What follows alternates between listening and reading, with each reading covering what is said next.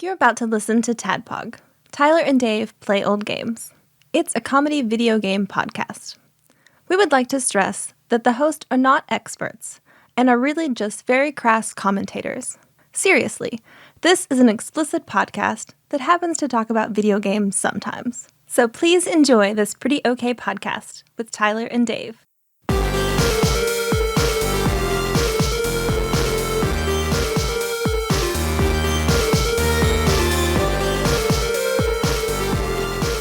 Hello, Internet, and welcome to another TADPOG podcast. It's a show that happens once a week.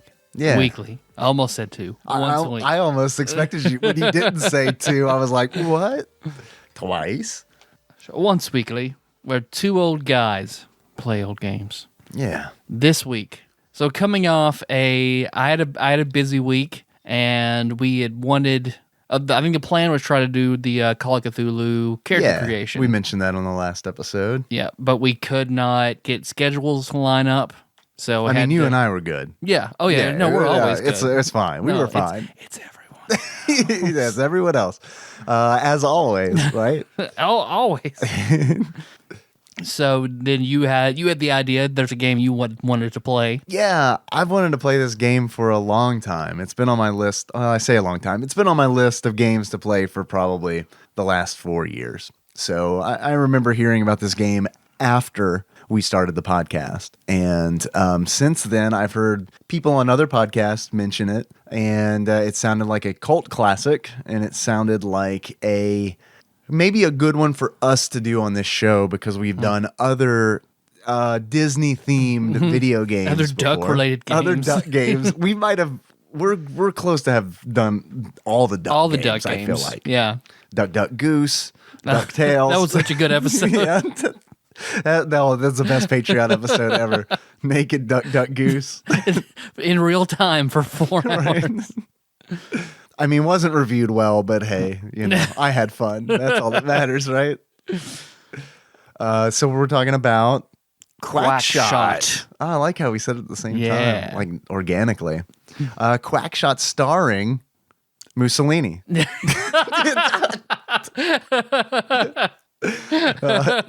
AKA Donald Duck. It's a great game. Would it be hilarious to Charles Barkley, Shut Up and Jam Gaiden style, do a remake of QuackShot starring Mussolini? And just spend all of our Patreon money on just advertising it, just pushing it as hard as we can. Not enough Mussolini? We got you covered. Right? Hey, did you forget about this guy? I realize he was overshadowed in World War II by some other guy, but... Stalin DLC coming soon. I mean, let's do that right after we do the Captain Ron RPG we've been talking about for 4 years. Mm-hmm. God, there's a few other things we talked about doing. I would not remember what they are, though. I'll never remember. Mm-mm. I'll never remember. Give me 15 minutes and I will not remember QuackShot starring Mussolini.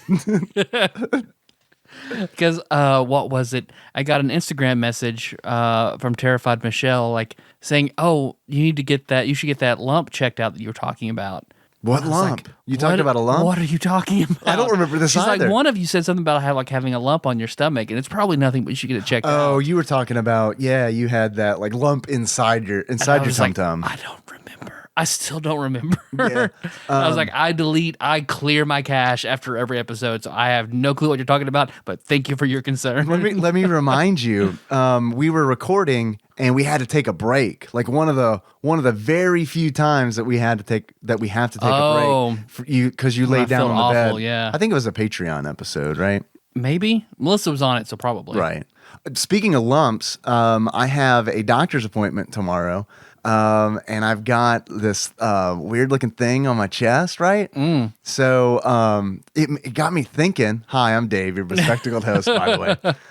It got me thinking. I was like, if I go to the doctor and he tells me I have cancer, what do you think that'll do for our Patreon? Probably pretty good, right? Oh man, yep. I mean, I hope so. Yeah. It takes. People are like, I'm giving up on this guy. If he's gonna stop the podcast, I'm gonna stop donating. Oh yeah, fuck. If he's that gonna guy. die out before they're finished. I think it's okay. I've just got this. I've had this Mole talk. Welcome to mole talk. I've had this mole like since I can remember, and it just got bigger and changed shape. And it did the thing. It did the warnings. Like it did the thing where I look online and it's like, definitely get this checked out. Yeah. It's who knows what it is, but definitely get it checked out. Skin cancer is the easiest of all cancers, maybe. Probably. I hope. Yeah. I mean, I know see. more people who have had skin cancer and been fine. Yes, me too. So yeah, we'll see. I am terrified though. I did feel like that was worth mentioning. Well, I remember I was worried when I found that big mass on my side. Yeah. Back in culinary school. Yeah. I was like, oh shit. Well, that is cause for concern. Yeah. I mean, yeah, definitely. It's like, no. It's a fatty tumor, you fatty. What is cut up on your fat back and get that fatty tumor out, you fat piece of shit? You know what would help these? What? Losing weight. Okay. Not only am I'm a surgeon by day, insult comic by night. Here's your fatty tumor. Been watching a lot Boom. of Don Rickles lately. Roasted. Man, Don Rickles. It's a shame that he died. Yep. Not to date this podcast episode, but Oh. I'm drinking this rum and coke in honor of Don Rickles. I got this LIT, and all I'm going on is a chicken sandwich. So Yeah. No Lunesta to to balance it out. To double back on it. Well, cheers to Mr. Potato Head. Don Rickles. All right. So, QuackShot? Or we got stuff. We got stuff. Oh, I have a question for you. Tyler, our bearded host. Are you currently, we talked about this a little bit off the mics a couple weeks ago. Are you currently potty training, Kenna? Yep. How is that going? She's fine with number one. Has yet to make a number two breakthrough. That's good, though. Yeah. You're halfway there. Nikki and I have been very bad in our potty training. We've talked about doing it, and we just haven't really made that leap yet because I'll be honest with you, I'm terrified to take my son's clothes off and just let him run ramshod all over my house naked. But what we've been working on is trying to like show him like, well, this is your potty, and just kind of introduce him and be like, this is where you pee. And yeah, I mean, and sometimes I'll go to the bathroom and he'll open the door and kind of peer in and watch, and I'll tell him, I'm just peeing. I'm just pottying. I'm using the big potty. And he's like, I'm just like, this is the stream. And he's like, penis? I'm like, yeah, it comes out of my penis, just like your pee does. You'll get a hang of this one day. Big penis? Yeah. Well, no, he's never said that. What he has asked mommy is, why so small? Embarrassed of daddy. Satisfied? So the other night, we laid him down in his crib, and he, when you can tell when a child is using the bathroom in their diaper. Mm-hmm. He was making that like concentrated face, and I was like, "Are you peeing?" And he looked up at me and he said, like a Diablo 2 voice actor. Like, I mean, I couldn't help but fucking laugh my ass off. He looked at me, penis is finished. Into Nikki's chagrin, that has wormed its way immediately into my vernacular. As soon as you come, penis is finished. Thanks, girl. So I'm sorry. I try to keep baby talk to a minimum, but like I felt like that one was worth sharing. That was good. With the nation. There we go. Penis is finished. Penis is finished. Our new T-shirt. Yeah. Our new me undies. TADPOG.com/meundies. Promo code penis is finished. You do not want to, right out of the package, don't take our me undies under a black light. Nope. All right. So our first package here is from John M. Hard. John M. Hard? Mm-hmm. From Kajan's Fiery Foods Company. Oh, Kajan's. We've had Kajan's stuff before on the show. Very good. Hot sauce. All right, let's get these packing peanuts everywhere. There you go. Good Foley work. Those are, for the listener at home, these are the pink packing peanuts, which I think are superior to the white packing peanuts. I don't see color, but... Let's see, open up. I got a good feeling about Something from a hot sauce company in a small bottle. Oh, I think I know who that's from. What is it? Kajan's Fiery Foods Get Bitten Black Mamba 6 hot sauce. Oh, okay. That's not what I thought it was going to Ooh. be. Is this... Time Lord Josh Edwards, I'm going to pull the curtain back, has informed us that he's sending us some very, very hot sauce. This might Is this it? be it. What's the Scoville on that bad boy? See, looking to heat things up a bit. Well, if your idea of hot is found in aisle 5 next to the ketchup, I suggest you put this down and keep moving. What you have here on your hand is another venomous creation from Kajan's Fiery Foods and Black Mamba 6, a monster with a paralyzing bite that attacks your senses and leaves you fighting for every breath. Are you ready to get bitten? Now, wait, that's Black Mamba what? Black Mamba 6. Now, And, is that hotter or not as hot as Mambo number 5? nothing touches the heat of Lou Bega. Right. So, with 6 million SHU... Scoville heat units. How many did you say? 6 million. That's a lot. That's more than we've ever had on the show. This is from Time Lord Josh Edwards. It has to be. Because the bombshell was like 3.5. I don't remember. But yeah, it was not 6 million. I can tell you that much. And you and I have tried flashbang before, Flashbang, that's what I meant. which is bombshell. a food additive, and I do not know what the Scoville heat unit. Because I think that is 3.5 million. I do not want to try that at the beginning of an episode. You're right. I don't. That looks dangerous. That bottle looks dangerous. 6 million is a lot. I have a question for you. This ties right in. I'm glad that we opened this. We've got a Twitch channel, and in Twitch chat, I was playing this game that we're about to talk about. I was playing QuackShot starring Mussolini, and someone in there asked. This was a different 580. Asked if they sent us in. Oh shit! I think it was a different 580. It might have. Yeah, I'm pretty sure it was. Sorry, I'm sorry if I messed up. If they sent us in their toenails, on the original Right? 580. Yeah, Original 580. That's the original flavor 580. Very good. Something about boiled baby skulls. Yeah, original 580. Asked if they sent us pure capsaicin if we would try it on the show. Yeah. I mean, right? Because Yeah. he asked me, and I was like, I can't speak for Tyler, but I imagine he would be the one to say yes, and I would be the one with a little bit going into it with caution. What do you think about? Because this has got to be a lot of pure capsaicin. Because the ingredients are chocolate habaneros, vinegar, and capsaicin. So for it to be 6 million, and the only pepper in here is habaneros, that's a lot of concentrated capsaicin. Do you want to know how much? Do you want to know what the SHU is for pure capsaicin? Yep. 16 million.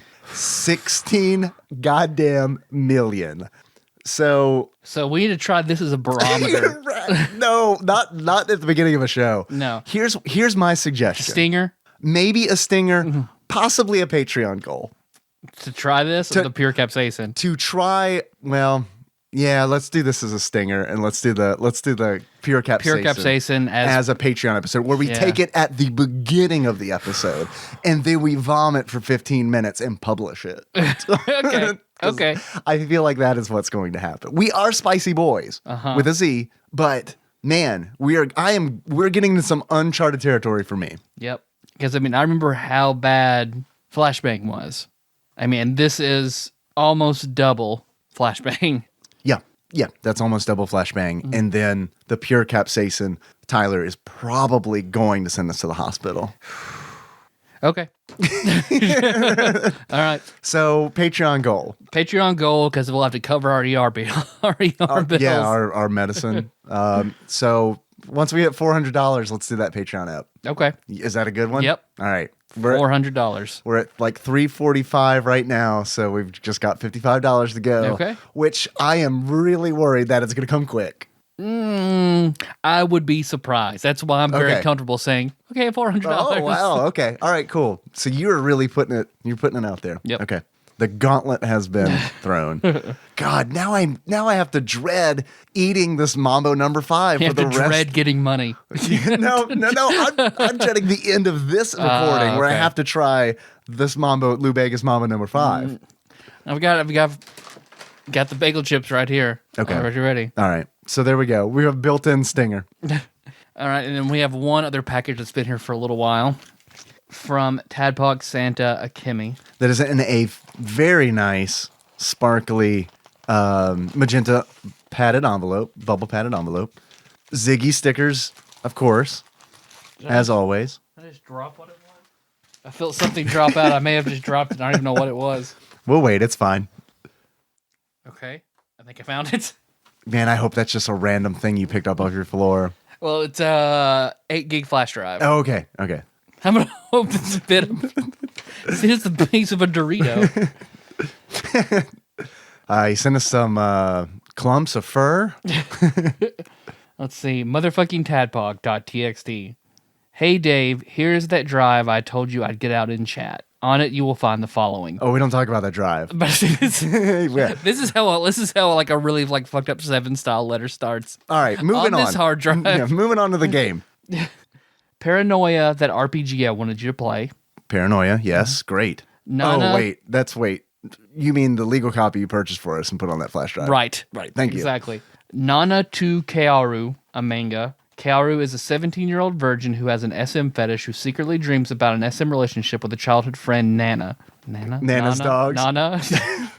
One day, Kaoru's mom asks Nana to hide all his S&M toys so he'll study for a change. Okay. However, Nana finds the leather one piece that Kaoru bought and tries it on, but she accidentally locks it on and doesn't have the key. The beginning of a super strange relationship. It's a great comedy manga, and the girls are smoking hot. Tyler, can you imagine being so into S&M, like to the point where, like, not only you're into it, but you're also a high school student who's into it so bad that you cannot study. Cannot study. Just have your toys out all the time. Right.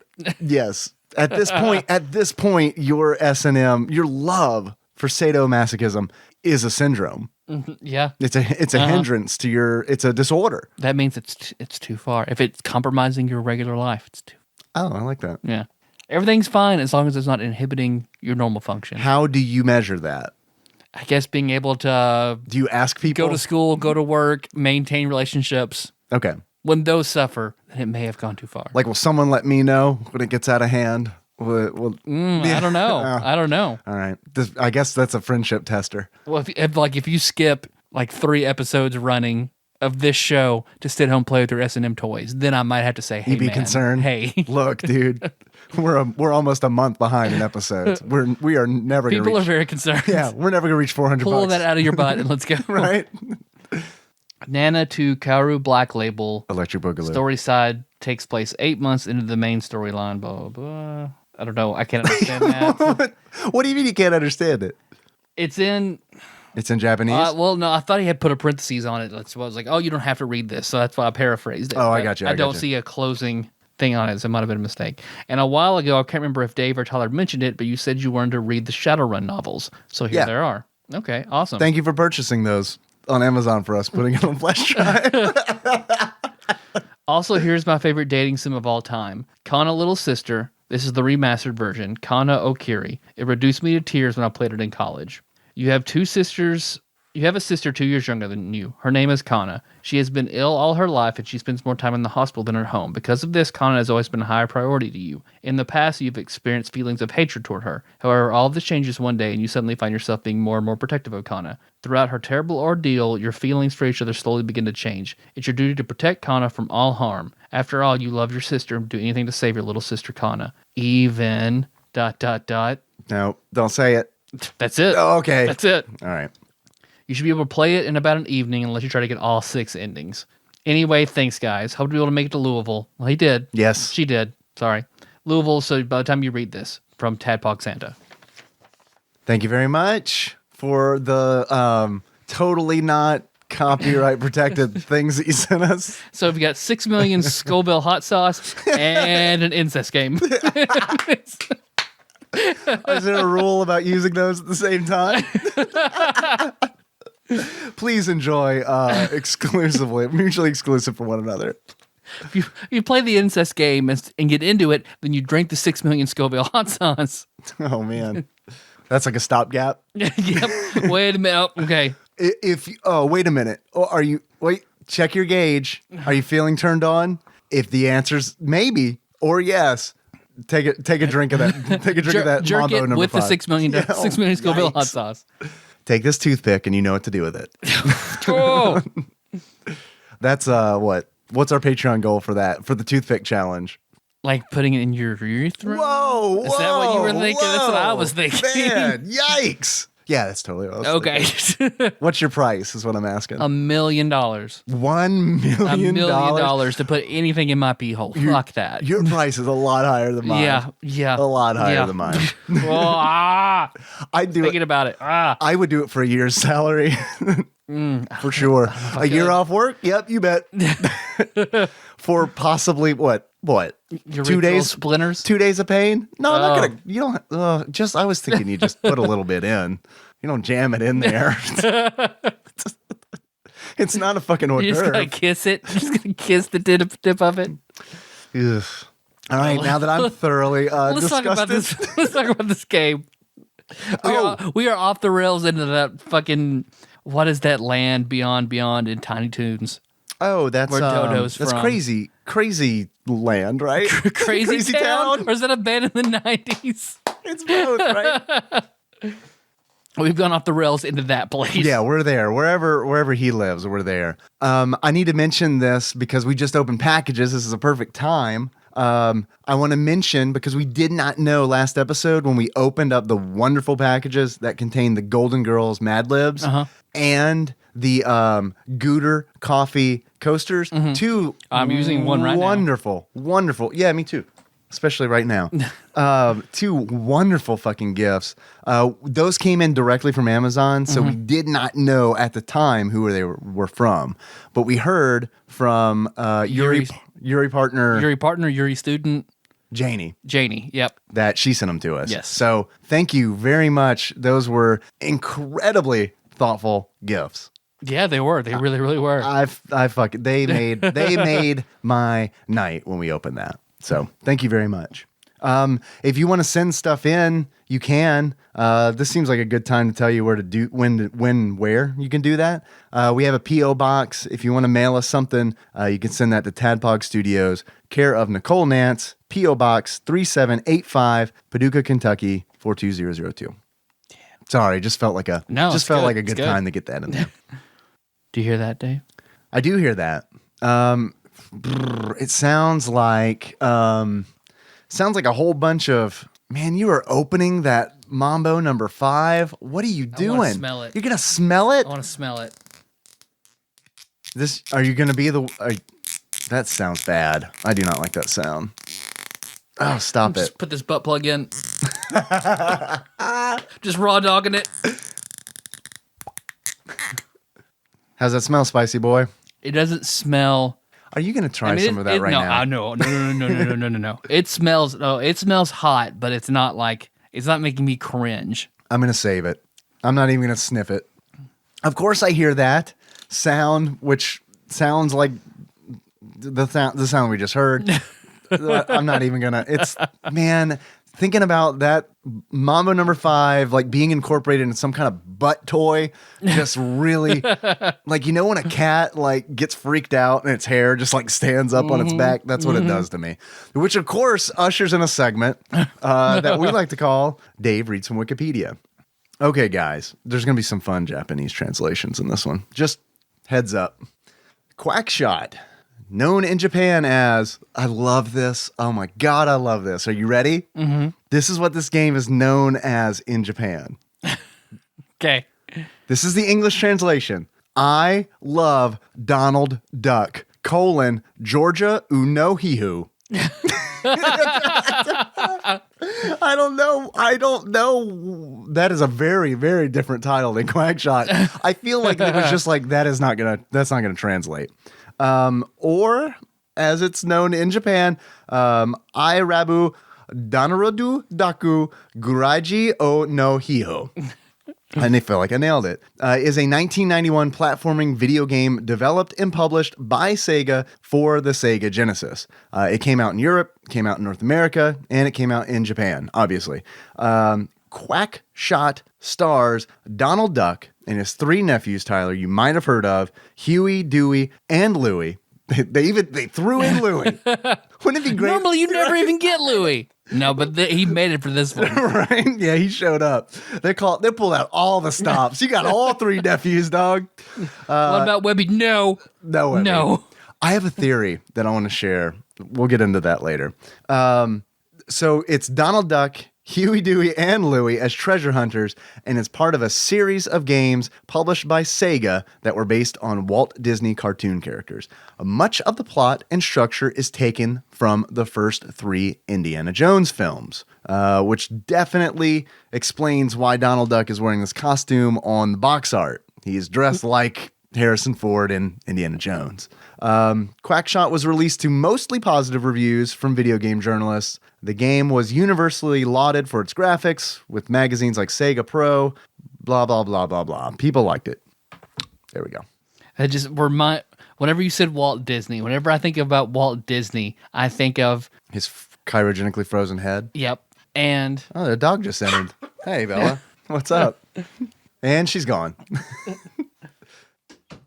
I think of, well, Walt Disney and who loved Walt Disney and everything that he did. Adolf Fran Hitler. Disney. Oh, damn. His niece, Fran. Fran. You know who I love? Uncle Walt. He does the good stuff. Yeah, he's got some weird leanings about the Jews, but I see Donald Duck, dressed as a Nazi. But like, because the girl we were over at their great grandpa's house the other day. wait, what? The girls. Okay, the girls At are Hitler's great grandpa's house. Yeah, I got really confused there. We were at the girls' great grandfather's house. We were all sitting around, and Walt Disney gets brought up, and so I bring a little factoid, like, who really loved Walt Disney, and This was a good idea. yeah, and Brady Jr. goes, Hitler. I was like, yeah, good job, got it. Hitler did. So then Choco Chica's like, who's Hitler? And then So how long was your night? well, because Melissa's like a very bad man. Yeah. And then Brady Jr. was like, well, I'll tell you this. He did nothing wrong. Wait, what? I just looked at her. He's like, I'm just joking. Oh, okay. Phew. Man, someone's Dark humor. Yeah, someone's got a dark sense of humor. So when does her podcast start? Whenever. Yeah, is she booked? Does she have this table and soundboard booked once we're done? So yeah, Okay, QuackShot. You want to get into it? Yeah. Okay, first of all, here's my theory about this game. So QuackShot stars Donald Duck, Huey, Dewey, and Louie. It's got Goofy. Mm-hmm. It's got Uncle Scrooge in the beginning of the game. I'm curious why, like, some of the DuckTales characters were used and some of them were not. And it makes me wonder if, like, okay, Because Gyro's in it too. Gyro Duck is in it, which is weird. He's the outlier because everyone else, all the other characters, I feel like are from like classic Disney cartoons. Mm-hmm. And it's just straight up like, okay, well, Uncle Scrooge, he was a character that existed before DuckTales. Mm-hmm. So Huey, Dewey, and Louie the same way. You don't have Webby. As far as I'm not a Disney expert, but as far as I know, I assume Webby was created for DuckTales. I would wager that, yeah. There's no Beagle Boys, who I also assume they were probably invented for DuckTales. So it almost like has this weird feeling about it where it's like, it almost feels like maybe Sega could not touch DuckTales like specific DuckTales characters Oh, because like no launch pad. right, there's Yeah. no launch pad. But Because they fly around in a plane. right, they fly around So in a why biplane. not have launch pad? Right. And as far as I know, the plane's just piloted by Huey, Dewey, and Louie, which seems really reckless. But I guess as many resources as this Duck family has, maybe they do have their pilot's license. So it's just kind of weird. I wonder if maybe there's something weird with Capcom having developed DuckTales for the NES. Maybe there's some kind of weird license. I wonder if other characters, yeah. Because I don't remember Gyro being in DuckTales. Can I tell you something about Gyro Duck? Now that I am 35 years old, I cannot see GYRO O and not immediately think Euro. Yep. In the stream, I stream this on Twitch, by the way. Check out our I know Twitch the channel. whole thing. I finished this game. That is when I saw that I was like, that's awesome. That's awesome. That's our first. That's a TADPOG first on the Twitch channel. That's, I believe, our first full playthrough on the channel. Yeah. I'll have a link to that in the show notes if you want to check it out. But while I'm playing, I'm like, oh, there's Euro Duck, and I'm like, I am dumb. It's not fucking Euro Duck. This is Gyro Duck. That's not a tasty fucking sandwich style thing. That is a duck. That is a gangly duck who invents stuff. A lamb. It's not a lamb wrap with cucumber sauce. But I wish it was. That's how I know that I'm old, is I get more excited about a food I haven't tried than I do about DuckTales characters. Yeah. So where do you want to start? Let me ask you this. Mm-hmm. Tyler, how do you feel about Donald Duck in general? What are your thoughts on Donald? Not great. I've Really? never liked Donald very much because I always just like, why is he, as a kid, it's just, why is he so mean? I could never really understand him very well. I've never been crazy about Donald Duck. He was always kind of an antagonist, right? Yeah. Because I remember seeing early cartoons of like him being, it's like Donald Duck versus Chip and Dale. Where they'd be, just doing chipmunk stuff, and he would blow it out of proportion. Did you watch a lot of Disney cartoons when you were a kid? Yeah, so. I would say a lot because I watched a lot of DuckTales. I watched a lot of Tailspin. Okay, so you're like specifically the Disney afternoon, like that. Yeah, stuff. I watched the early like Chip and Dale, and then except the only Donald Duck old cartoon that I remember is the one where he takes these red pills that make him sound really, really good, and he's a good salesman as long as he's taking these pills. So I also remember the one where a gorilla is on the loose, breaks out of the zoo. Huey, Dewey, Louie, and Donald are sitting in the living room, and the radio announcer comes on and says that a gorilla escaped from the zoo, and Donald decides to play a prank, and he has just these gorilla gloves just hanging around because that's the thing. That's the thing. Before Hulk hands, you had gorilla hands, right? Every duck owns a pair of gorilla mitts, and he scares Huey, Dewey, and Louie. Dude, when I was a kid, before the Disney Afternoon block was a thing, I remember when I was like 6 or 7 years old, I remember us getting cable. And I remember like the Disney Channel was amazing. I absolutely loved the Disney Channel. I remember waking up, we've talked about this before, waking up at like 5:36 in the morning to watch Dumbo's Circus, the nightmarish live action show that still haunts most people, but made me the person that I am today. And then I also remember they used to play a shitload of these old Disney cartoons from like the 40s. And I, to this day, remember the Donald Duck theme music. Have you heard it before? Probably, but I could not recall it. Do you mind, please, if I play this? This is not a thing that we normally do on this show, but I do feel like getting sued by Disney. Yeah. There's a big reason I want to play this for you, and no, as long as we review it, it's fine. We're offering commentary on this song. Here we go. Do you remember this? I do. How fucking Fallout is this? Yeah, like I can picture jumping and just blowing raiders' heads off with a shotgun. No. Who's never wrong but always right? Huh? Starting a fight. Gets stuck with all the bad luck. No one but Donald Duck. Yeah. Man, this is all I'm asking. I feel like this is not a lot.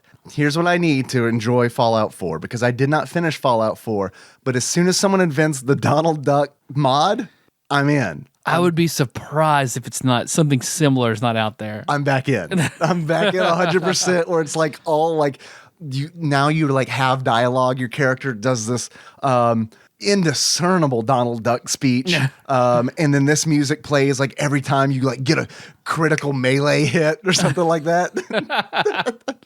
Yeah, whenever someone's head explodes and you hit him with a crowbar. Yeah, and it slows down.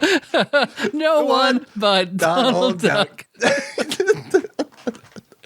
I also remember like it was a Mickey Mouse cartoon, but I believe Donald and Goofy were in it, where they're driving down the road in a camper and they're like making corn in the camper or something like that. Like popcorn or something? Yeah, and things keep going wrong, and like Pete shows up. Like those two are the only like old cartoons that still stand out of my mind. I don't remember that one, but it's kind of one of those things where it's like, I guarantee you if I saw it, I'd be like, yeah, I remember that now. Because Disney, like, I feel like when the Disney Channel started and they didn't really have their programming like figured out yet, it was a lot of, they used those old cartoons as a filler. Yeah. And man, I loved it. And it's weird because it's like, thinking back about how much old stuff from like the 40s, 50s, and 60s like shaped me as a human, because it's like I watched all those old Disney cartoons, all the old Merry Melodies, and I watched Nick at Night. I mean, like a fiend. And it's like, I don't know. There's something about that. There's something about growing up with stuff that's older than you and not like designed for Cartoons you. and shows from like the 50s and stuff like that, I think are better than shit from like the 60s or 70s. I agree. Yeah, I mean, all of that like hand-drawn stuff is marvelous. But thank you for indulging me and letting me play Donald Duck theme song on the show. That's going to be our new bit, the Donald Duck theme song bit. So Tyler, did you enjoy this game? Did you enjoy QuackShot? I did not get to play a ton of it.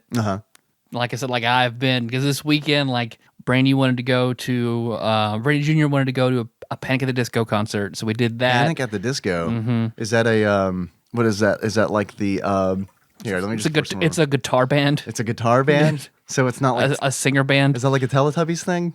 Sort of. What's the Wiggles? It's a sexual Teletubbies thing. Wait, Teletubbies was a sexual Teletubbies thing. I'm sorry. Yeah, we threw this together. Yeah, so I didn't get to spend much time on it, and I'm still renovating my garage to a new master bedroom, so not a lot. To me, it seemed solid. Donald moves really slowly, and that bugs me. He's either moving slowly or way too fucking fast. Yeah.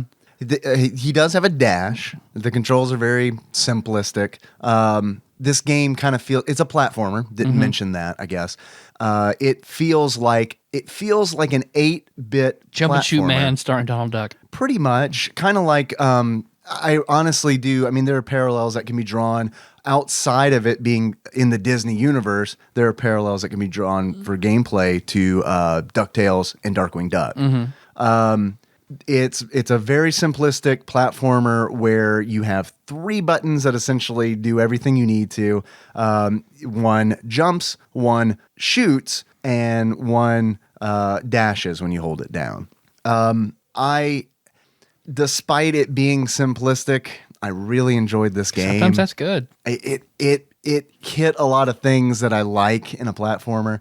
And I love the absolutely ridiculous premise that Donald Duck has a gun that is designed to fire plungers. Not even like golden plungers. Right. Not even like suction cup darts. They are referenced as plungers in the game. There's a point in the game where you get the final form of your plunger. The final tech upgrade is a Viking plunger that a Viking gives to you. And it's like, here is a Viking plunger. You can use it to suction cup to birds and fly. Like the Vikings did. You know, like the Vikings did. We would plunge our Viking toilets full of our Viking shit and then swing on birds. Right. You remember when 11th century England was like, oh no, the Vikings on their birds. They're swinging on the birds. We better invent horses, quick. Horse plungers eventually, but horses for now. That's a good idea, Reginald. Put a pin in that. But for now, horses. What should a horse look like? So I love that. I love the fact that it's kind of silly. A lot of stuff in the game doesn't make sense. Like, for instance, you find a lot of characters randomly. Like, you'll find Goofy. Like, you find Goofy just hanging out in a tomb in Egypt. You fight through a whole bunch of enemies, and then Goofy's just hanging out at the end, and he's like, Hey, how's it going? I'm Goofy. I thought you'd expect a boss here. No, here's just a hint to where you need to go next. Nope, just me. Yuck. So the game is similarly set up to DuckTales, where you kind of choose on an overworld map, you choose which level you want to play, and you do need to do them. It's in Earth. It's on Earth. Yeah, it is set on Earth or Duck Earth. I don't know. Like, is it the same? Like, is this a parallel Duck universe? I guess it's got to be, right? I mean, it's like the Chrono Trigger when the lizard people take over. Only right. on our time when the ducks take over. So this is our next RPG we work on. Yep. We explain the split in the dimensions where we get Duck universe and real universe. It all follows the success of Howard the Duck. In our world, it failed critically, so humans prevail. Man, I haven't watched Howard the Duck in a long time, but since Guardians in the Galaxy, I've really wanted to watch Howard the Duck, rewatch it. God, I can't even remember what the fuck I was talking about. Oh, right. So these are all real world locations that you choose from an overworld map, very, very DuckTales style. And this is a Metroidvania style game where you will start a level, you'll get to a certain point where you cannot progress any farther, because a good example is one of the starting areas is Duckburg. You may be familiar with Duckburg from DuckTales. You can get to a certain point where you reach the point where you can go no further, and a duck citizen tells you, turn around, you can't go any farther. And you're like, okay.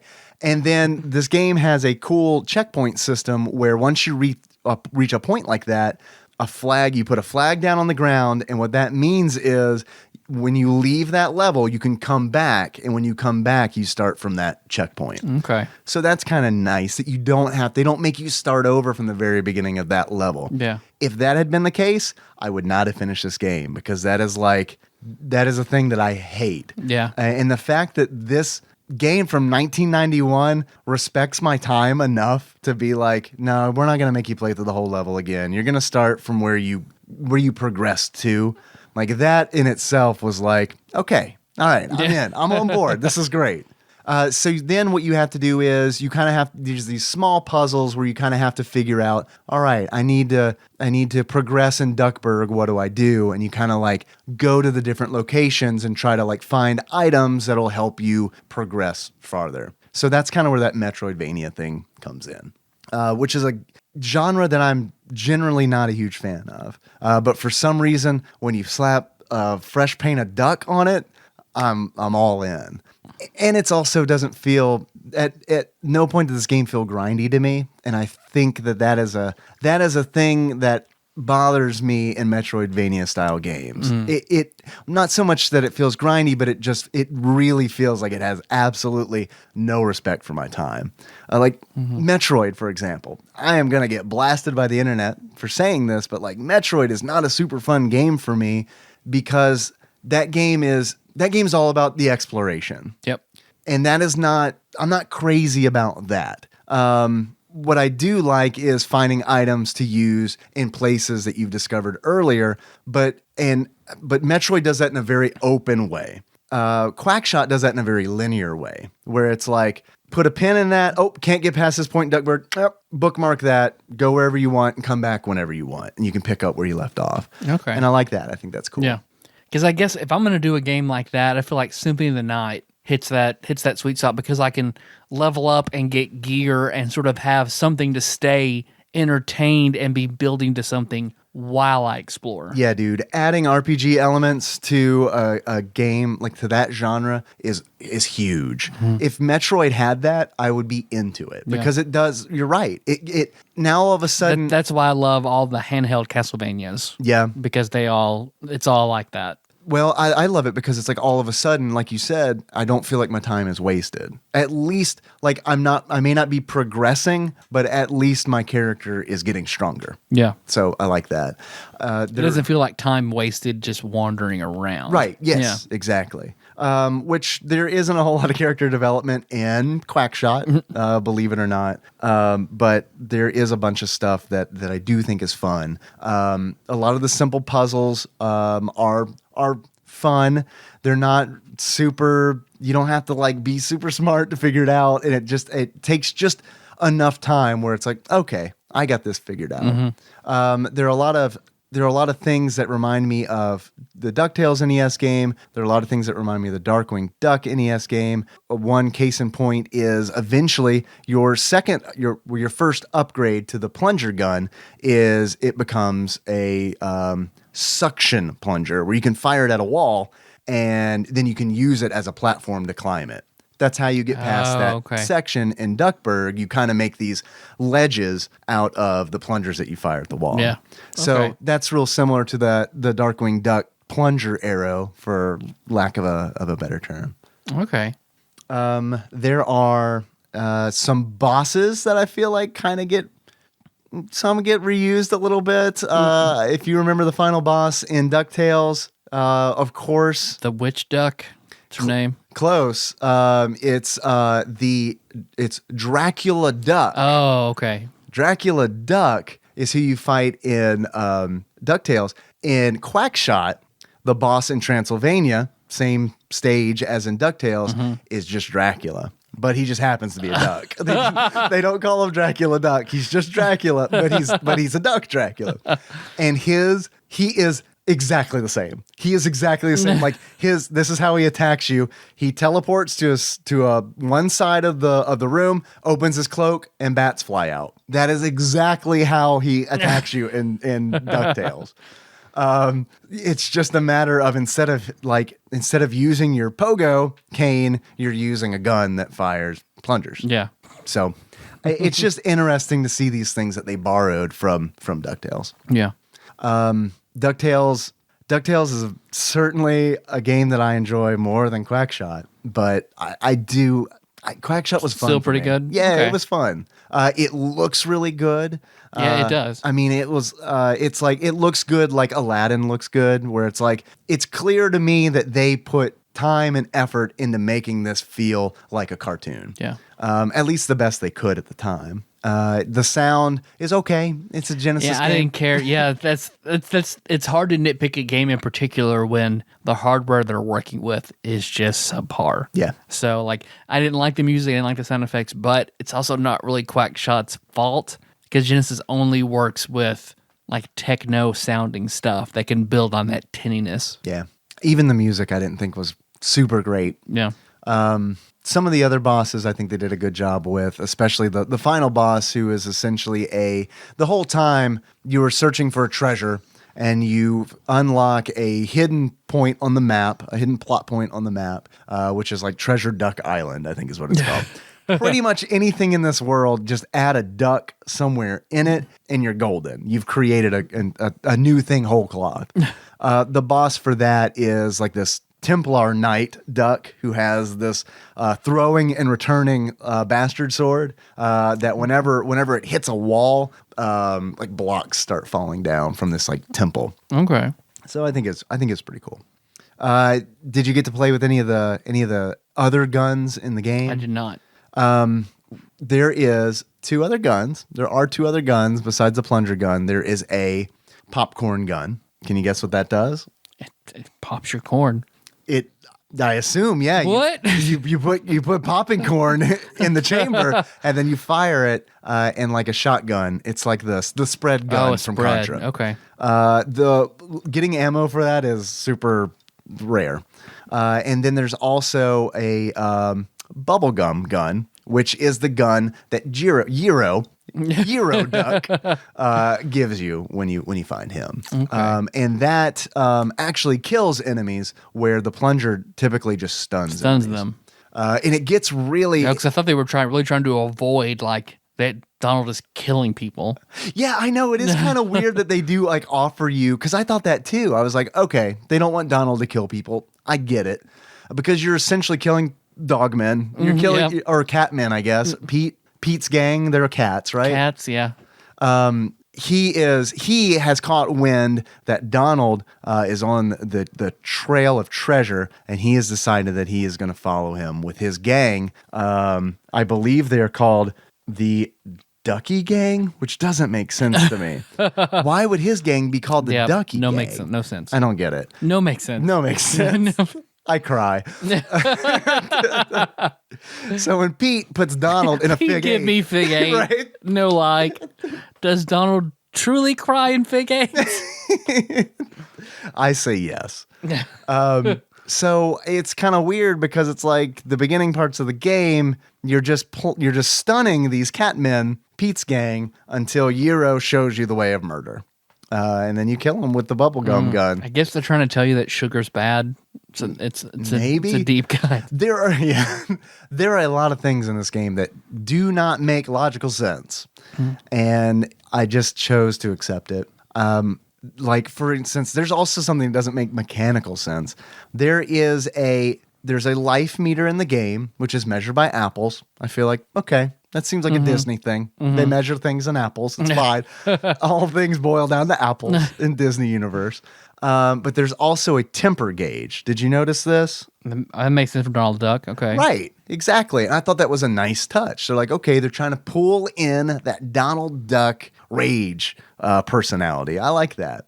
So there's a meter of like 8 Donald Duck heads. And every time Donald collects a chili pepper, one of those Donald Duck heads turns into an angry looking dark Donald Duck head. When you get all 8 of them to angry Donald, he becomes invincible and he becomes very fast, and you can move him rapidly across the screen, which I think is a cool mechanic. It allows you to bypass like tough areas and stuff like that. Okay. Here's what sucks about it. I played this game from beginning to end. That only happened to me. I only filled that gauge twice in the entire time. So it felt like a thing where it was just like, it felt tacked on. It was like, well, Donald gets mad, so I don't know. Let's do something. Right. Chili peppers, and we're done. We eat hot stuff. It's fine. Right. It's okay. Fine. Yeah, 6 million Scovilles is fine. Just do right. it. Yeah, I wonder how many Scoville units Donald requires. You get anything else? Because I'm sorry, I cannot contribute much. That's okay. I just feel like I have been talking for a long time. I'm trying to think of questions that I could ask you. Well, I should be asking you questions. Okay. Let's see. And you only play as Donald. Do Huey, Dewey, and Louie factor in any other way besides being in the plane? Great question. You do only play as Donald. Here is the deal with Huey, Dewey, and Louie that I've learned. This game reinforces in me that Huey, Dewey, and Louie are absolutely nothing but a liability. Like, if duck-related video games have taught me anything in my entire life, it is never bring duck children with you on an adventure. Children are always a burden. Yeah, duck children specifically. Never bring half duck, half children with you on an adventure because they will definitely get kidnapped at some point, which totally happens in this game. So, who kidnaps them? I don't remember. How about that? Who are the other bosses besides Duckula? Pete kidnaps them. Okay. It is Dracula. I don't know. There is the Maharaja's tiger, which essentially is, do you know Shere Khan from the Jungle Book? It's essentially a fat, tailless Shere Khan. So it's take Shere Khan's face and head and put it on like a striped corgi, and you've got the Maharaja's. Like Fat Cat, but orange? Kinda. Okay. Yeah, it's kind of in no suit. He's not sharply dressed. He's nude. He's Garfield. Right. He's kind of got a Garfield thing going for him. So he is a boss. There's also a Viking ghost that is a boss. One of the levels is a Viking ship. One of the bosses is Big Bad Pete. He is who has captured Huey, Dewey, and Louie. And he is in a Dr. Robotnik style mechanized smashing machine. It really totally looks like like something you would expect to see in Sonic. And then there is the Guardian Knight Templar duck that you need to defeat to get the treasure at the end of the game. Okay. The bosses I think the boss fights are fun. They're not very difficult. They're very pattern based, and they don't have many patterns. So like most bosses only have one pattern where it's like, here's an example. The Viking Ghost, he does a thing where he throws his hammer. All you got to do is dodge that, shoot him in his head, and then his head comes off. It reattaches, and then he jumps across the screen. Like that's all he does. So like once you've memorized that, you're good. So on a scale of 1 to 10, how difficult would you say this game is?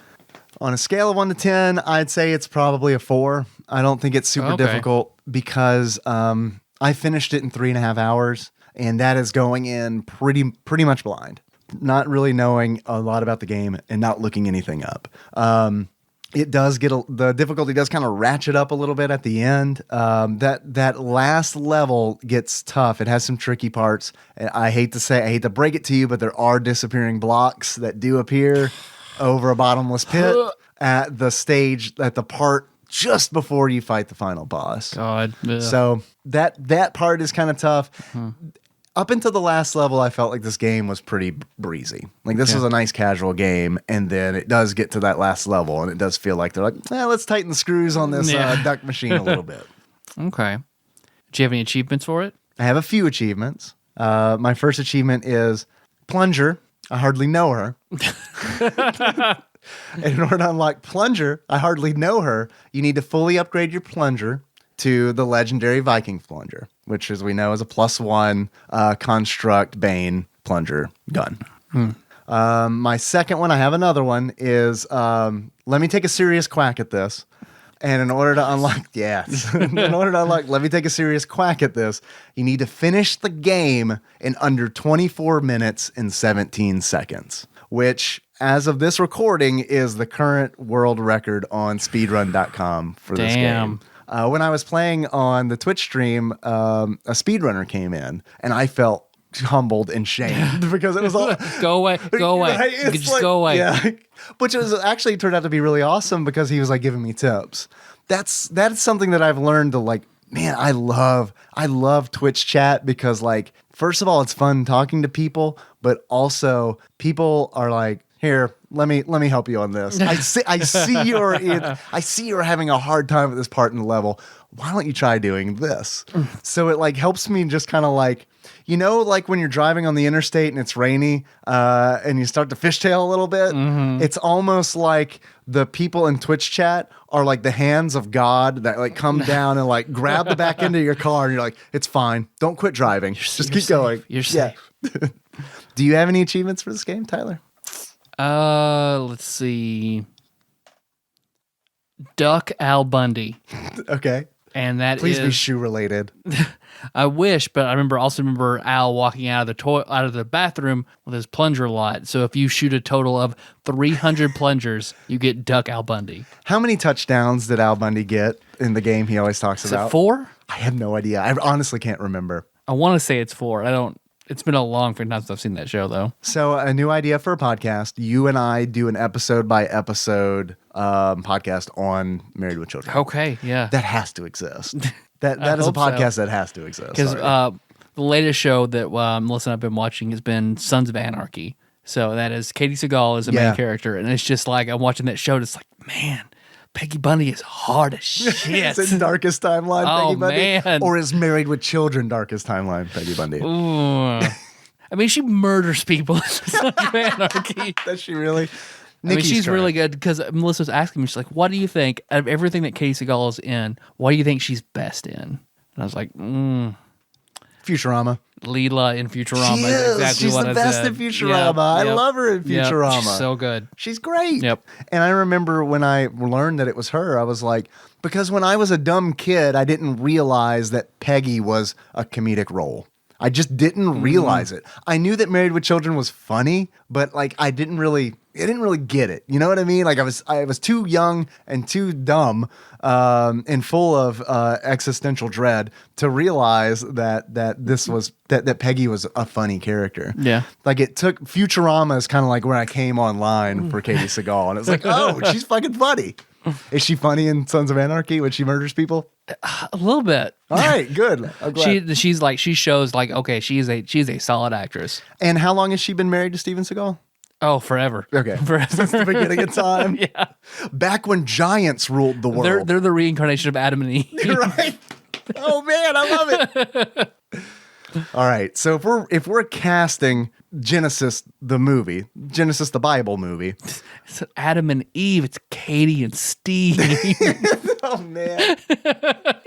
Who plays the snake? I vote James Franco. Yep. Or Dave Franco. Or both. One plays God, the other plays the serpent. One plays the tree of knowledge. It's knowledge, right? Yeah, Okay. you're right. Yeah. Dave, I feel like I should ask you this question. Oh God, don't do this. All right. Flip it on me. Dave, Yes. if you were to give this game a beard, 'cause that's how we do, that's how we rate things. That's what. Yeah. If you were to give this game a beard, Yes. what would you give it? How would I There rate are this? no wrong answers. Okay. You've heard mine. Clearly. There are no wrong answers. Ask Sean Miller. There's no wrong answers. How would I rate this game? What kind of beard would I give it?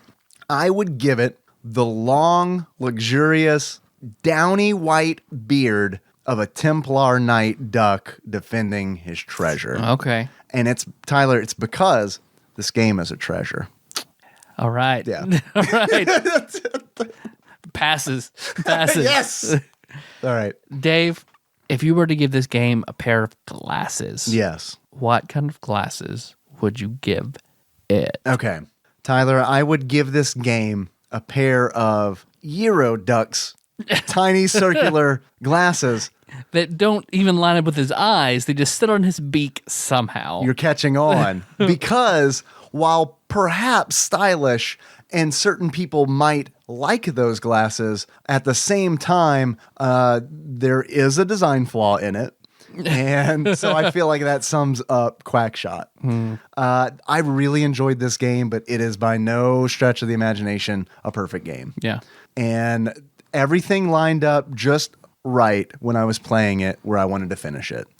People were talking in chat. I was kind of getting help from people in chat. It was fun and casual. If I had just sat down and I gotta buckle down beat this bitch and fucking play this game for a podcast, I probably would not have finished it. But because I allowed myself to enjoy it, I was like, Dave, you cannot be Donald Duck. You cannot be Donald. You can't let your rage and your Sith nature let you guide your way through this game. You have to open up and be, I don't know, maybe you got to be a little bit of a launch pad. Maybe you got to be a little bit of a launch pad to get through this game.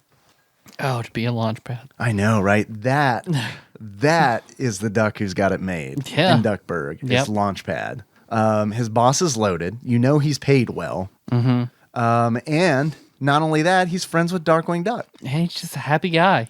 And he does not care. Launchpad does not give a fuck what anybody thinks about him. Launchpad is the duck version of Goku. I thought you were going to say Michelangelo from Ninja Turtles. Also Michelangelo. All the same character Right? archetype. Also, you might know that character. The happy idiot. It's all Right. it's all the same. Prompto from Final Fantasy 15 is certainly Michelangelo. I have a feeling we'll never do a Final Fantasy 15 episode, so I have to share this. I mean, I would like to borrow that from you, but I cannot promise. Oh yeah, no rush. Yeah. I'm done with it. I don't think I'm going to play the DLC. But I have to share this with you because I was so stupidly proud of myself. Like the kind of proud where I had to call Nikki in the room and be like, hey, come look what I did. Come look how I customized these chocobos, dear. Because in the game, you can choose the color of your chocobo. And what I did was I made one blue chocobo, one purple chocobo, one orange chocobo, and one red chocobo because the characters in Final Fantasy 15, the four bros, are essentially the Ninja Turtles when you boil it down. You've got the party dude, who's Prompto. You've got the machismo aggro dude, who is Gladio. You have the leader, who is Noctis. He's Leonardo. And then you've got the guy in specs, who is a little more reserved. And then there's your Donatello. Who's the one that Bailey loves? Gladio. Okay. He's the guy with the power mullet. And he's the huge that dude makes sense. who does not know what a shirt is. Oh, and so congratulations on the engagement of Drew and Bailey of Hops and Heroes fame. Yeah, congrats, guys. there you go. I haven't received my invitation to your wedding yet, but I'm Nope. sure it You is in have the not- mail. Absolutely. Absolutely it is. I will get ordained and do your ceremony. It's fine. You don't even have to ask. It's fine. I'll do that. Dude, yeah, I like it. Dave and I will both do that. We will do Yeah. your marriage. You can choose the denomination. You can choose the internet denomination that we get ordained through. I love it. I will watch Star Wars in order to get ordained as under because Jedi is considered a religion Yes. to get ordained as a Jedi priest. Yes. Yep. So if you want me to watch Star Wars, Drew or Bailey, that's one way I'm going to do it. Although, how cool would it be if you were ordained as a Jedi and had never seen the movies? Well, it's how I'm a certified CrossFit coach. Before I had done that, I had never taken a single CrossFit class. I mean, but Yeah. Are you in the majority, do you think? Possibly. I don't think there's a lot of interest until you've taken CrossFit. And it's really? But I was just like, well, this is popular. I could probably do this. Yeah, man, that makes sense. That's probably where the money would be, right? Eh, CrossFit? No, not so much. Not unless you own the gym. I see. So They do not pay well for trainers. no, it's mostly typically? like you teach this many hours and you get free membership. And then if you do classes by yourself, like seminar type So you, classes, contract then you it get out? like 80% of that. I got you. Okay.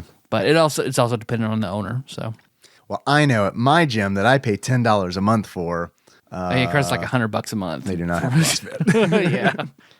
Yeah. Tyler, I have a question for you. I did Beards and Glasses, but I want to know from you, how much is this game on Amazon? If you were to buy QuackShot starring Mussolini for the Sega Genesis right now on Amazon, used, how much do you think you'd pay? See, before you, I'd never heard of this game. No idea it existed. So I'm going to assume that it's not very common.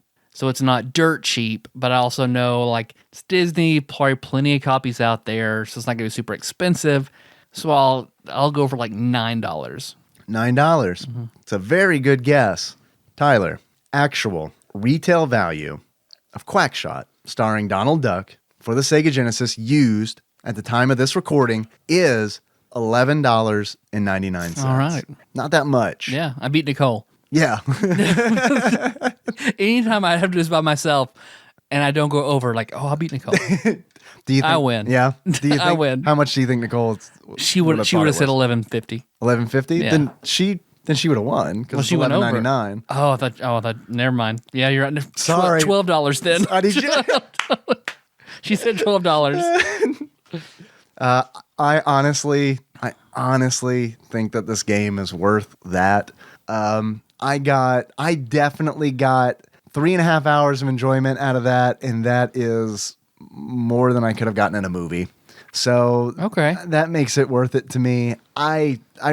This game is not for everybody, and it is probably it doesn't belong on the Genesis list on the top 25 games or anything like that, but it's close. I feel like it's close. I enjoyed QuackShot more than some of the games that you and I have played on Digital Trends best Genesis games. yeah. So I feel like that accounts for Sure, something. man. I mean, yeah. What I played was more fun than Dune.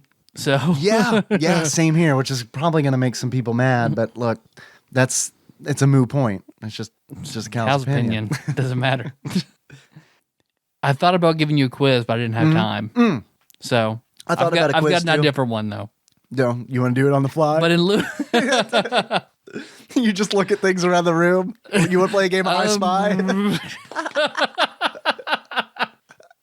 God, that'd be the laziest fucking podcasting. Patreon episode. Oh, That's man. what we do when we reach $400. We take the pure capsaicin and play a game of play I Spy, I Spy. while we're trying not to lose our minds and become physically ill at the same time.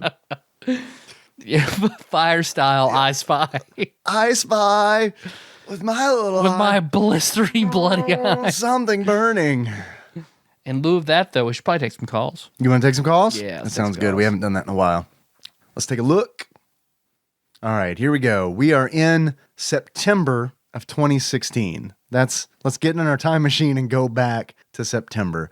That's when these calls are from. Okay. We've got a backlog, but Yep. we're working through it. Working on it. And I'm being obstinate about all calls episodes. I apologize for that. Here we go. Here's our first call. Your TADPOG. This is the International Talk Like a Pirate Day. So what me makes you your favorite pirate's game? Ah. For me, it would probably be either Sid Meier's Pirates or Monkey Island. I can't decide. I'm going to say Monkey Island. I need to keep this on a 3-minute. Yar! Tyler, have you ever participated in Talk Like a Pirate Day? No, I know you do not generally like pirates. I do not. How about when Garfield dressed up as a pirate for that Halloween special? That's fine. That's I mean, the I'd rather exception. him be part of a ghost car flying into a volcano if I've got my druthers, but I agree. But man, Garfield's Halloween special, that was my fucking jam as a kid. So what do you think? Do you have a favorite pirate game? I have a pirate guess. game. I own all of the Adventures in Monkey Island games, but I haven't played them. I'm trying to think, what pirate games have I played and enjoyed? Do you want me to tell you your answer? Yeah, please. This is how you're gonna know how close of a friend I am. Are you ready for this? Tyler, this is your favorite pirate game. Hook. Yeah, yeah, you're Nailed right. it. You got it. Got it in one. You knew it, and I didn't know it. But you're right, absolutely, 100%. Hook. So my favorite pirate movie as well. Yes. Have you played Sid Meier's Pirates? Nope, I haven't either. But I like Civilization so much. I've never played a Civilization game either. We've talked about this. Eventually we will do a Civilization episode. Yep. It's just a matter of organizing the people that need to be on that episode. Yeah, yep. We know Josh Edwards is a lock. Absolutely. We have to get Time Lord Josh Edwards in person to try Mambo number 5 with us. Might get that ready. Favorite pirate game for me, I'm afraid that I have not played a lot of pirate games. So also Hook. So I guess here's my answer. This is kind of a cop-out. I'm going to say Ultima Online because I did spend a lot of time in Buccaneer's Den, which is all pirate themed. Also a cop-out, but Five Nights at Freddy's because there is there's Five Nights at Freddy's. That's good. the Pirate Fox, Pirates Cove right? or whatever. Yeah, Pirates Cove. I'm going to use this straw and just take like single little dabs. You are preparing the very hot Kajan's Mambo number 5. Okay, so I have bagel chips with just a lightest smear. Yeah, this there is not much on there. I feel like that's not going to kill us. We're not even going to taste We'll that. see. You think? I think we will. Okay. I tasted that much flashbang. Okay. So. All right. Thank you for the pirate call. Do you want to take another call, Tyler? Yep, I do. All right, here we go. Fucking TADPOG, this is number one talk content, Kyle. What's up, and Kyle? I just you guys are recording Capcom versus Harambe right now. Right now. It's Tuesday night. I'm so excited that you guys are recording. I'm so excited to listen. I have to pause. It blows my mind that we did that so long ago. Mm-hmm. That we did doesn't Capcom feel versus like that long Harambe ago. in September. Or is it Harambe versus Capcom? You know what? It's probably Harambe versus Capcom Yeah. because Harambe is better than Capcom. Yeah. I'm saying it here.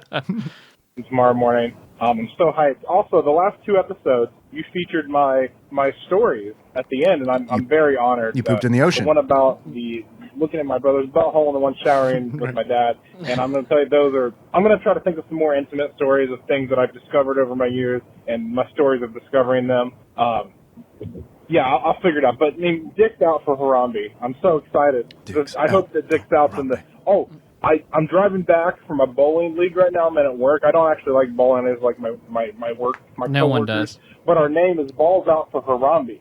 That's why I'm so excited about you guys doing this Harambe game. We have shirts. I'll try to send you guys a picture through Twitter or something. Please. But we have bowling shirts, and it has a little bowling ball, and it has Harambe, and it has the name Balls Out for Harambe. So I'm just a really big fan of Harambe. I miss him dearly. So if you guys, I just can't wait to listen to you episode. I'm so hyped. Okay, have a great day. Thank you, Kyle. Number 1 SoundCloud fan. I hope you enjoyed that episode. Mm-hmm. Was your league rival pins out for Harambe? Like you duked it out for like just who is going to champion Harambe? Or Holy Rollers from The Simpsons, which is the Christian bowling team. I hope you enjoyed the episode of Harambe versus Capcom or Capcom versus Harambe, whichever it goes. I know that I did. Another one. All We're right, good. Great. Here we go. Fucking Tadpog. This is number one SoundCloud fan, Kyle, again. What's up? So I said I'd call back. I'm listening to the Dicks Out for Harambe episode now. It's great. Good game. A+. Anyway, so I Would play was gonna again. call back with some stories about my, I guess, anatomy and things that I figured out over the years. And this is from when I was probably like 12 to 14, somewhere around early teens. All I know is that Scary Movie had just come out. The one that has the guy in the wheelchair who's trying to suck his own dick.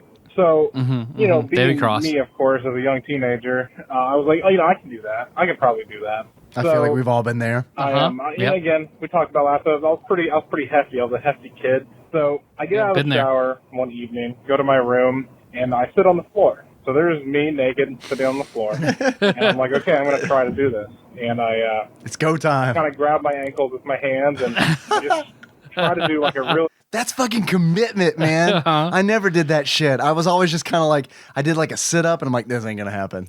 Oh no, I did. I tried. Yes, I tried real hard. You went whole hog. That was I was in the shower trying that, and my dad walked in. Have you told this before? I think so, because I'd laid down in the shower trying to do it. Dad walked in. He's like, "What are you doing?" I was like, "Just washing off." I'll have to soap up and then I'll lay down to wash off. Trying to suck my own dick, Dad. You got any pointers? You're never gonna get it like that. You don't have any leverage. You dumb bastard. Don't you know you got to remove your rib like Marilyn Manson? You know he was boner, right? It's like I'm doing an inverse sit-up. I'm just trying to really hard to get down there in my dick. And, spoilers, I never got to Did do you it. come or what? I don't know what I was going to do if I actually could reach my dick, but like a dog catching a car. I just wanted to try. So there was just me, naked young teenager, trying to suck his own dick in his room by himself. So I don't know what that says about me or my upbringing, but I promise I turned out fine now, and I'm not going to murder any of you. So that's it. Goodbye. Goodbye. Thank you, Kyle. Thank you for calling. That was great. You made me remember things about my adolescent years that I wish I could forget. What do you think? Is it time to try one this? more and then we're done. I'm gonna do one more. Okay. Here we go. Moving on through. We are still in September. Here we go. Motherfucking Tadpog. I'm sitting here at work, anxiously waiting Monday so I can listen to you guys talk about TMNT tournament fighters. I figured I'd call you and sing you a nice little Christmas song. That's when this will be played. So here it goes. Teenage Mutant Ninja Turtles, Teenage Mutant Ninja Turtles, Teenage Mutant Ninja Turtles. Heroes in a half shell. Turtle power. Here we go with the lean green ninja team. On the scene, Nice. teams doing just things. I don't remember all the fucking lines. Damn it. I fucked it up. Well, y'all get the gist. It was the Turtle Yes. song for the new series. I'm not going to lie, that was completely intentional because I didn't want to sing all of it. But, yeah, that's pretty much all I got to say. Hopefully you guys like tournament fighters because I think it's fucking awesome. Later, y'all. Yeah. Yeah, I would remember play it fondly. Tournament Fighters. Yeah, I remember it fondly too. I mean, it's pretty much a I'd forgotten we did an Street episode Fighter over clone. that one. Oh, not me. I'm so glad you called and sang the new intro. I am not gonna lie to you. This is unabashedly nerdy. I fucking love the intro to the new Ninja Turtles cartoon. That whole rap and everything. I like to my core. Like it speaks to me. Well, because the girls have told me about it because they like it. They were like, yeah, but it's pretty sad because Splinter's dead. I was like, what? Spoilers. I'm not there yet. There you go. Sorry, man. There you go. Come on, he man. dies. He dies What? early on. Well, not in season 1. He does it. Pretty soon. Yeah. Damn it. I was like, no, they bring him back? Not yet, they haven't. I was like, damn. Okay. All right. That is dark. I do like what I've seen of the I guess it's not a remake. It's not really a reboot either. One of my favorite things about Alternate timeline. Yes, that's what I love about the Ninja Turtles is like there are so many different versions of the Ninja Turtles. There's like the Eastman and Laird original comic. Then there's like the movie version of the Ninja Turtles. Then there's the Because cartoon. there's assassins originally, right? Like Splinter has trained them to be assassins to kill Shredder. Yeah, kind of, sort of. Yeah, to exact revenge on Shredder. And it's changed. Like the origin story is kind of tweaked in every iteration of Ninja Turtles, it seems like. And that's one thing that like I love. It's like that's fun to embrace. Where it's like even when I go to see like the Michael Bay Ninja Turtles, it's like I go in and it's like, okay, this is probably going to be bad, but like what I have to tell myself is this is totally disconnected from any of the other Ninja Turtle shit I've ever seen. And it's because every time they do a new Ninja Turtles thing, they fucking mix the formula up. So I don't know. That's something that I think is beautiful about the Ninja Turtles. I remember seeing, it was on Reddit, they were talking about famous comic crossovers, and one being Batman and the Turtles crossover. Which I haven't read, but I'm familiar. They fought, and Batman basically beats the shit out of all 4 turtles. Do you agree with that? Yeah, I do. Yeah. Yeah, I do. And it's not because I'm a Batman fanboy. He is my favorite DC hero. I'm with you on that. But yeah, I think he would. Like, I guess it also depends on how much preparation Batman has had. Like, does he have intel on the Ninja Turtles? If he does, absolutely. Yeah. Like, hands down, Batman is. Do you think destroy let's just the boil it Turtles. down to hand-to-hand combat? Is Batman that much better at hand-to-hand combat than all 4 turtles combined? See, the Turtles are in training. That's the thing, right? They're in training. They're not ninja masters yet. Okay. So you got to take that into account, but there are 4 of them. And that comes into play too.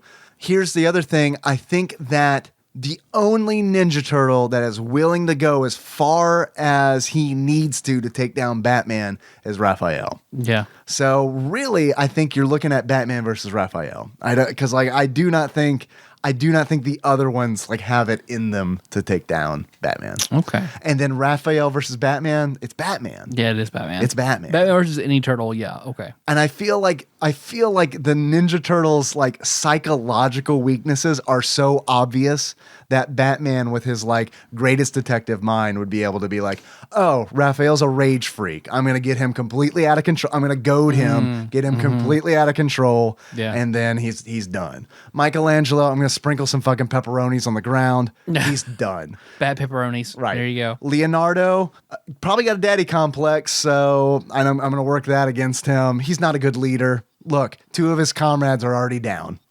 All of a sudden, Yeah, Leonardo. you just turn honor around on Leo. Yeah. Donatello, I think Batman turns to his side. I think it's like, look at all this shit I have, man. Be my new Robin. Exactly. Oh man, I would read the shit out of Batman and Donatello. Like, that is no joke. If that came out, if that hit comic book stores, I haven't read a comic book in like 3 years. If that hit shelves tomorrow, I'm in. Batman and Donatello, yes, please. Here's my money. Well, let me ask you this: this tried and true like debate of Superman versus Goku, because I've seen that all over Reddit. I've seen it all over YouTube. What do you think? Granted, I know you don't know a ton about Goku. I know, this sucks. I don't feel like I can really contribute to this debate because I do not know Goku that well. Yeah. Can you answer some questions for me about Goku? Are any of his powers magic? All his powers are key-based. Okay, that is different. Okay, so The only thing that I think like Goku really that he can do that is certainly like out of the norm, like beyond the pale ability is his eat like a cone head. Eat like a cone. his instant transmission power, which is instant teleportation anywhere in the universe. Okay. Like there are godlike beings in Dragon Ball Super, which is the new iteration of Dragon Ball Z, which is amazing. But there is basically a god, and he can fly at like light speeds. It takes him 30 minutes to reach Earth to where they train, flying everyone 30 minutes. Goku is able to use instant transmission to immediately go from this place to Earth. Okay. Like, so that is an ability that only Goku possesses. Okay. That I think is... Do you think that gives him the edge over Superman? I think that gives him... That is an edge that he has, because I do not think he is as fast as Superman. Okay. So I have another question for you about Goku, because I'm not super familiar. When Goku is faced with an unsurmountable obstacle, does he develop a new power to overcome it? Generally, yes. So here's how it's going to roll out. And he does not give up. Goku never gives up. This is how it's going to go. This is a never-ending battle. This is a never-ending battle. What it's going to end, here's the end scenario. You have 2 Tetsuo bioorganic creatures who have just evolved over the millennia that this battle has taken, where they are indistinguishable from one another. They've like, okay, so Superman cannot defeat Goku, so he develops a power to defeat Goku, but then Goku develops a power to counter that power, and then it's an arms race from that point to where the battle never ends. Because I'm going to throw in this, like Goku versus Superman. Generally, I'm going to say Goku, but also Goku's kind of dumb. So I think it's kind of like it's debatable, Goku versus Superman. But you throw in Vegeta versus Superman. Vegeta beats Superman. See, this is what I was going to ask you. Can friends get involved? Can there be tag team? Can Superman be like, Martian Manhunter, get in? Oh yeah, but then they just fire fucking That's but it. That's what I love about Martian Manhunter. He's like got a flaw that is very super common. Yeah. And it's like that's what Superman needs to be interesting. Like I know they've Superman made is Well, see, Goku's instant transmission, all he has to do is lay a hand on Superman and he can teleport him away from a yellow sun instantly. Okay, I see. But can he get a hand on Superman? I'm assuming yes. That's what I mean. Goku full out, like in Dragon Ball Super, he's taken to places that he wasn't in Dragon Ball Z. Like I'm gonna say it's fucking close. I have another real question. fucking close. Here's another question: has Goku ever died? Yes. Ah, shit. Many, has Superman. many times. Oh, many times? Yeah. Well, then Superman's only died once. Oh, sorta.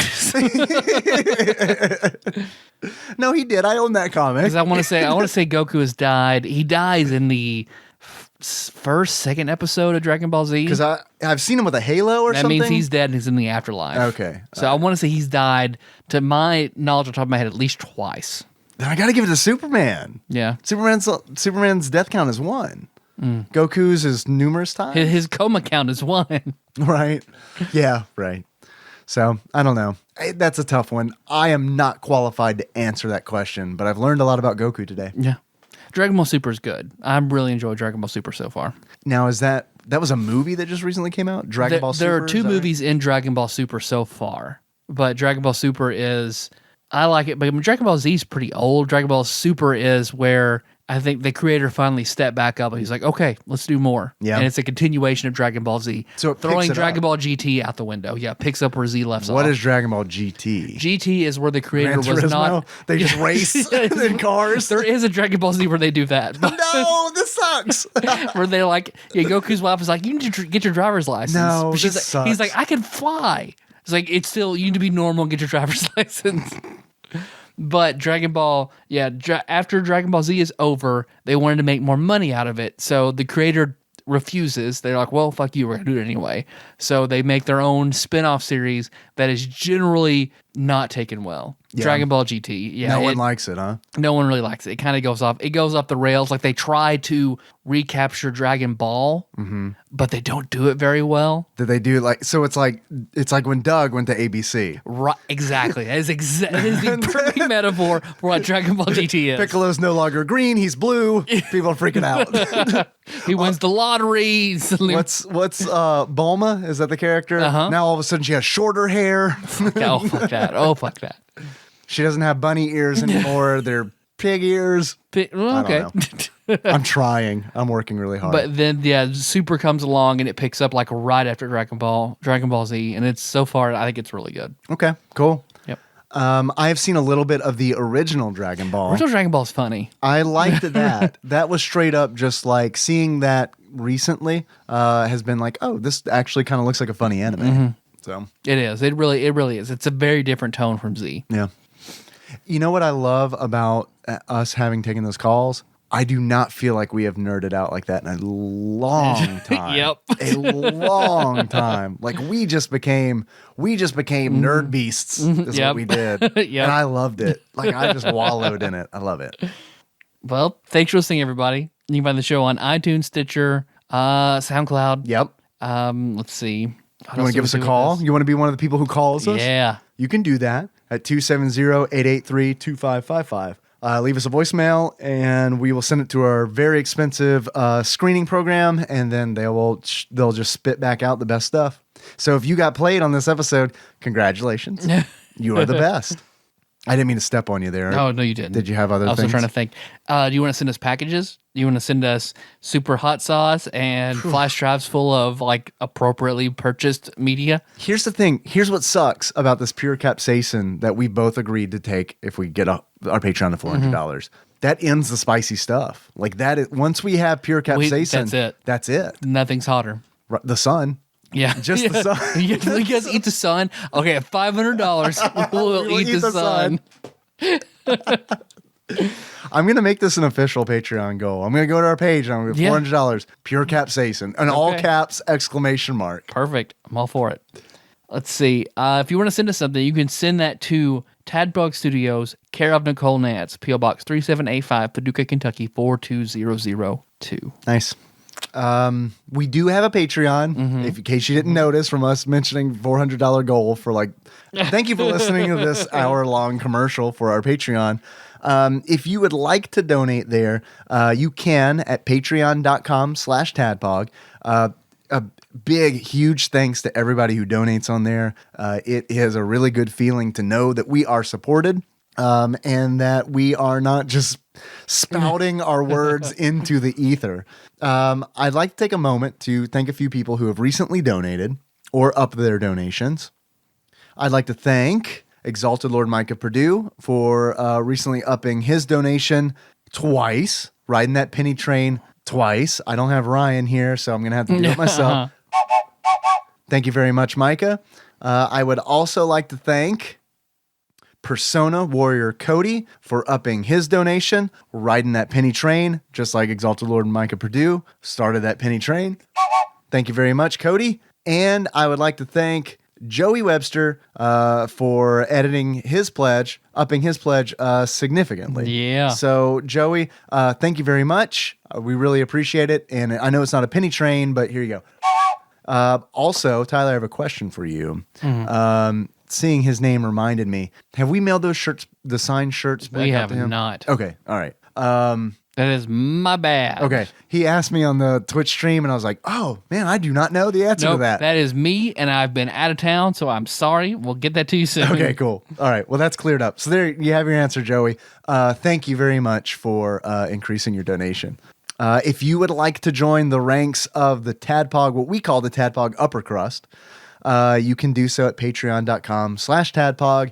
If you donate at least $1, you do get access to the bonus episodes that we publish on Patreon exclusively each month. And you also get access to all the ones that we've done in the past. So, and I know we're also, because we were late, we also talked about releasing special Patreon episode, bonus Patreon. Right, which I haven't done. Yeah. That's on me. And the reason I didn't do it is because I was like, well, we're only a day late. Is that horrible? We'll see how late we are this month then. So that's fine. I am so embarrassed by the Sesame Street Fighter episode. I think it's good. I think it's a funny episode. Good content, but it's like that audio quality. That is all on me, and I'm so ashamed by that. It's like I don't think that's all on you. I am just. That has just tainted my whole view on, like, that's the episode. Like, that's the one. See, I want butt shelf input. I know. Okay. All right. We'll get that prettied up as best I can, and I will get that on Patreon. Let's see. What else do we have? Anything? We're on Facebook. Yep. If you want to join us, please. We're almost to 400. I know we're so close to 400 likes. Look, if you can just ask, like, I don't know, your sister or your mom, grandma, even, just whatever. Just get us to at least 400. We'd really Get appreciate me Ma it. on Tadpog. Right. Yes. We're on Twitter. We're at @tadpog_podcast. It's cumbersome, I realize. Thank you very much to everybody who has been retweeting. That's also, if you are interested in catching any of the Twitch streams, that's pretty much where that's advertised. That's advertised on Twitter. I am looking into there is a way, and I think it's really cool. I'm falling down the streaming rabbit hole. Like I'm getting into like audio compression, and I'm like trying to I am geeking the fuck out Nice. on I like it. And I'm looking into ways, like there is a way where I can stream simultaneously to Twitch and Facebook Live. And I really want to do that, but it is $15 a month in order for me to do that. So Okay. Here's the thing. I'm like, and this is like, I've had conversations with Nikki about this. She doesn't care what I spend my money on. It does not matter to her, but it's like, I have to talk to somebody about this. And I'm like, all right, here's what I'm going to do. If I can make a schedule and stick to it for X amount of months, I'm in. I'm doing the $15 a month, and we're gonna get some live streaming on Facebook. Yeah, hey, Patreon money, I think they'd appreciate it. I think that's Yeah. good. I'm all for it. All right. Well, I'll look into it some more. Man, it's such a cool concept. Yeah. Our theme song is Moves by Sigmore Drive. Please that track from the show notes at tadpog.com. Yep. Oh, shirts on Amazon. Oh yeah, we got shirts on Amazon. We got those, by the way. There you go. Just type in Tadpog into Amazon, and the shirts will pop You'll up. find it. Let's see. How do you want to close this out, Dave?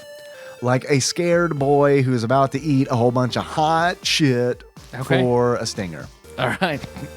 So until next time. Tropical Capricorn.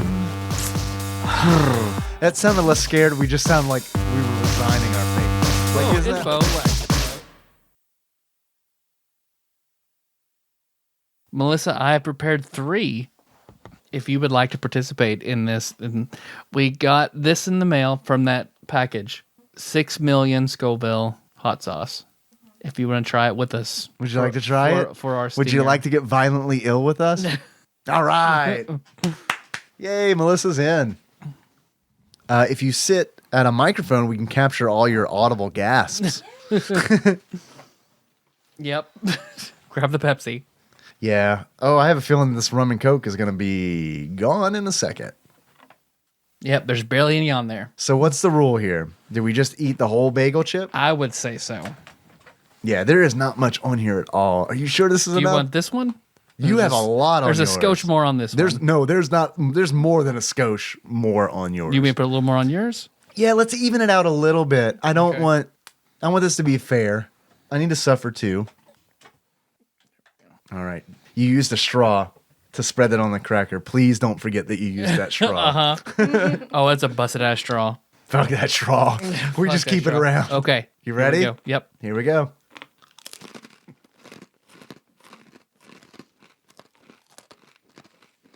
Oh.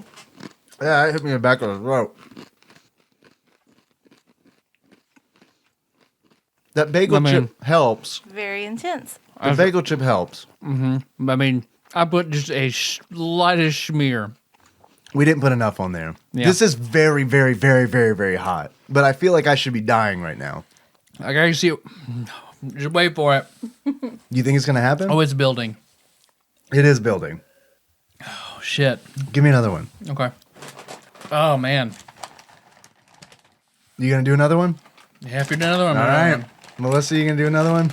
Yeah. You haven't finished your first one. Oh, you Very just want- hot, Dave. Who? Come on, you're a spicy girl. Mm-hmm. We got to train for that capsaicin. I mean, you are the one who called in and asked us, or text in, to do the habanero challenge like 2 years ago. Oh, yeah. Wait, I guess we never did that, huh? Oh, we did. The habanero challenge? Yeah, we- Oh, with the habanero pepper. Right, I got you. All right. Yes, you loaded me up on this bagel chip. Thank you. Okay. This is going to hurt. Yep. There's a lot on this one compared to the last one. Here we go.